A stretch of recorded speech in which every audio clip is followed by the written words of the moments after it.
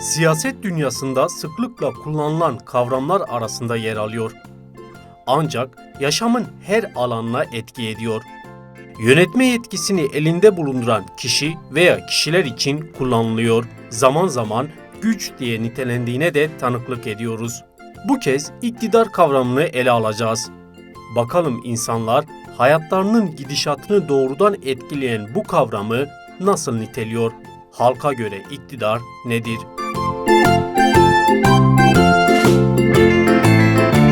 İktidar bana göre tahakkümlüktür, tekelciliktir. İktidar devlettir yani devlet değil ya. Devlettir iktidar. Ülkeyi yöneten kişiye iktidar denir. Pek bir şeyim yok aslında. İktidar hakkında görmüyorum ülkemizde bir iktidar olduğunda. Vallahi iktidar olduk ama muktedir olamadı. Bence muktedir nedir onu öğrenelim önce. Bence iktidar bir ülkenin, bir yapının elinde tutan güçtür. Ola iktidar nedir? İktidar deyince aklımıza zam geliyor, pahalılık geliyor. Tam millet geçinemiyor. Belli başlı şeyleri elinde tutan kişidir.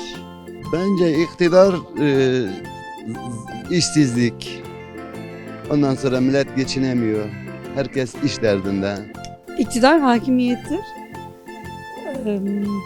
Maalesef bizim ülkemizde bu iktidar kelimesi farklı şekilde kullanılıyor. Tek başına yürütecek bir devlettir yani iktidar. Devletin yani var olan devletin yönetimini, şeklini belirleyen, onlara işini yapan yani yönetimdir. Yönetim demektir. Yönetim içinde güç gerekiyor. Güç demektir. Benim bildiğim o kadar. Kitle yönetimi. İktidar millet tarafından seçilmiş bir partinin ülkeyi yönetmesidir bana göre. İktidar odur. İktidar muktedir olmaktır, sahip olmak demektir. Günümüzdeki iktidar bizi tam olarak yönetemiyor. İttiharda hiçbir şey bir şey yok ki hiç. Ancak üretecek, bir şeyler üretecek. Bir üretmiyor ki.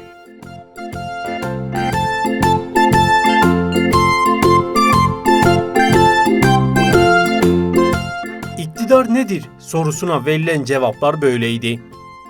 Halk iktidarı devlet, siyaset, yönetim ve hakimiyet gibi kavramlarla açıkladı. İktidarı sıkıntı, zam ve işsizlik diye niteleyenler de vardı. Peki iktidarın temel tanımı ne? Gelin hep birlikte göz atalım.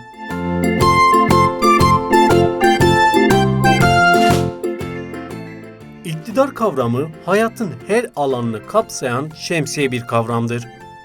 Aile, topluluk, toplum, devlet ve iş, kısacası insanlar arasındaki her türlü ilişkinin düzenlenmesi, dolaylı veya doğrudan iktidar kavramıyla bağlantılıdır.